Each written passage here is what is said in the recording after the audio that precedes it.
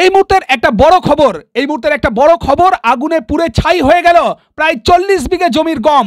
জমিতে চাষ করা গম পেকে গিয়েছিল, আর কয়েকদিনের মধ্যেই চাষিরা ওই গম কাটতে শুরু করত।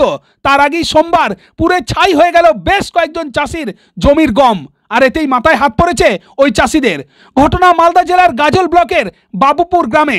সোমবার দুপুরে চাষিদের অনুমান, রাস্তা দিয়ে যাওয়ার সময় কেউ বিড়ি সিগারেট খেয়ে ফেলে দেয়, তার থেকেই শুকনো ওই গমে আগুন লেগে যায়। একদিকে রোদের তাপ, অন্যদিকে গরম হাওয়া বয়, পাকা গমে দ্রুত আগুন ছড়িয়ে পড়ে। একটার পর একটা জমি ভস্মীভূত হয়ে যায়। স্থানীয়রা প্রথম দেখতে পেয়ে আগুন নেভানোর চেষ্টা করে, কিন্তু আগুনের গতি এতই দ্রুত ছিল যে তারা বাধ্য হয়ে গাজল থানায় খবর দেয়। গাজল থানার পুলিশ ফায়ার ব্রিগেডকে জানায়, কিন্তু ওই এলাকায় কোনো ফায়ার ব্রিগেড বা দমকল না থাকায় পার্শ্ববর্তী দক্ষিণ দিনাজপুর থেকে বেশ কিছুটা পরে, প্রায় 1 ঘন্টা পরে দমকল আসে ঘটনাস্থলে। দমকলের একটা ইঞ্জিন আগুন নেভায়। যদিও দমকল আসার আগেই এলাকার মানুষজন প্রায় 80% আগুন নিভিয়ে ফেলে বলে চাষিরা জানাচ্ছেন। ক্ষতিগ্রস্ত চাষিরা দাবি করছেন সরকার তাদেরকে সাহায্য করুক, কারণ এ যেন তাদের পাকা ধানে মই পড়ল। পাশাপাশি গাজলের বাবুপুর এলাকার চাষি এবং সাধারণ মানুষ দাবি করছেন তাদের এলাকায় যে দমকল হওয়ার কথা ছিল তা অবিলম্বে তৈরি করুক সরকার। যদি গাজলে ফায়ার ব্রিগেড থাকতো তাহলে তা 1 ঘন্টা পরে আসতো না, ফলে আগুন আরো অনেক আগেই নেভানো যেত। মালদা থেকে আহমেদ বাপি রিপোর্ট, জিপি নিউজ। ঘটনাটা হয়েছে, এটা কোথায় হয়েছে? এটা বাবুপুর। বাবুপুরে কোন জায়গায়? বাবুপুর প্রপার বাবুপুর, এটা বলে বাবুপুর জিপি অ্যাকচুয়ালি বাবুপুরেই। কি করে হলো অ্যাক্সিডেন্টটা? হ্যাঁ, কি করে হলো এটা? কি করে হলো? এটা একটা বাইক এসেছিল, এসে আনুমানিক যেটা শুনলাম যে 3 জন ছিল। তারপর বাইকটা চলে যাওয়ার পরে এই কাণ্ডটা ঘটেছে। তাতে আনুমানিক সবাই ভাবছে যে সম্ভবত কেউ সিগারেট বিড়ি খেয়ে এটা ফেলিয়ে দিয়ে আগুন। কতগুলো জমি ক্ষতিগ্রস্ত হয়েছে? মোটামুটি 30-35 আনুমানিক প্লাসও হতে পারে। আগুন নিয়ন্ত্রণ করার পিছনে কারা ছিলেন? গ্রামবাসী? শুধু গ্রামবাসী সবাই সাহায্য করেছে, মেশিন টেশিন নিয়ে, বালতি টালতি নিয়ে সবাই এসে ঝাঁপিয়ে পড়েছিল। এখন কি চাইছেন আপনারা? আমরা তো ক্ষতিগ্রস্ত চাই, সরকারের কাছে চাই, ক্ষতিপূরণ চাই।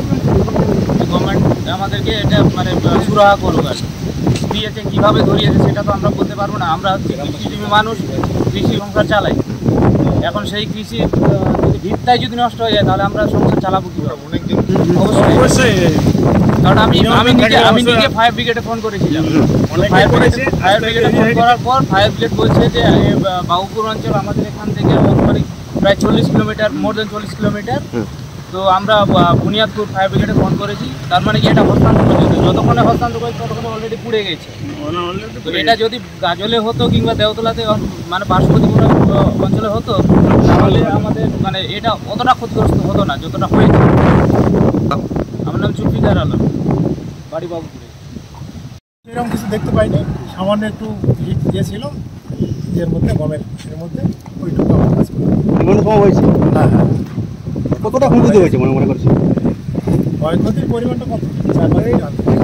একজনের তো 10 বিঘা পড়েছিল। 20 বিঘার মতো, 20 বিঘার চাপ কি পদে আছে?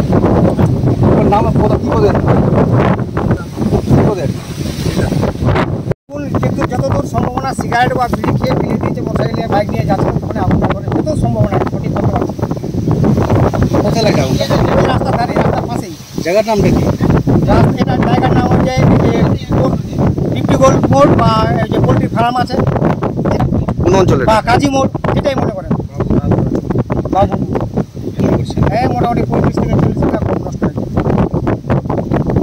পুড়েছে, ওদের মালিকের নাম কি একটু বলতে পারবেন? বললাম অমল 1 নম্বর, 2 নম্বর হলো মফুজা, 3 নম্বর হলো শাহনাজ কবির, 4 নম্বর হলো সম্রাট, 5 নম্বর হলো জাকির, 6 নম্বর হলো মামুন, 7 নম্বর হলো রেজাউল, 8 নম্বর হলো মর্তুজা, আরও ইত্যাদি। কি চাইছেন এখন? কি চাইছে? আমাদের ক্ষতিপূরণ হয়েছে, ক্ষতিপূরণটা দেওয়া হোক। আর কি চাইবো? আর সরকারের কাছে কি দিবে আর আমাদেরকে?